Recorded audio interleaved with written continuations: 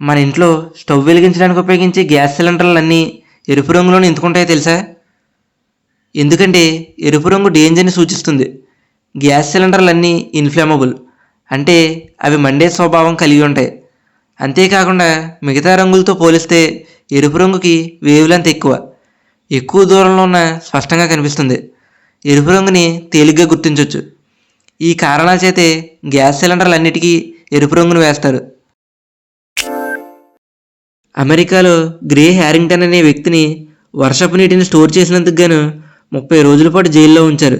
అయితే అతను స్టోర్ చేసింది బకెట్లోనో డ్రమ్లోనో కాదు, అతనుకున్న ప్రాపర్టీలో పెద్ద చెరువును తవ్వించి 13 మిలియన్ గ్యాలన్స్ వాటర్ని స్టోర్ చేశాడు.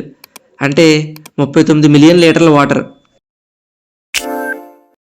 మీరు వాటర్ బాటిల్స్ మీద ఎక్స్పైరీ డేట్ చూసే ఉంటారు.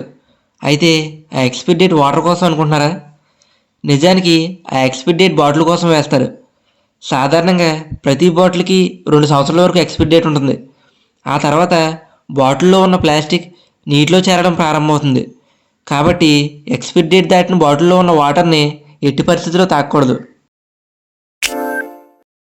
మీరు ఎప్పుడైనా గమనించినట్లయితే ప్రతి ట్రైన్కి వెనకాల ఒక క్రాస్ గుర్తు ఉంటుంది. ఇది ఎందుకు వేస్తారో తెలుసా? సాధారణంగా ఇండియాలో ఉండే ట్రైన్స్కి 12 నుండి 26 బోగీలు ఉంటాయి. ఈ బోగీలు ఒకదానికొకటి కనెక్ట్ అయి ఉంటాయి. ఈ క్రాస్ గుర్తు చివరి బోగీని సూచిస్తుంది. బోగీలన్నీ మిస్ అవ్వకుండా ఉన్నాయా లేదా అని ఈ క్రాస్ గుర్తు ద్వారా తెలుస్తుంది.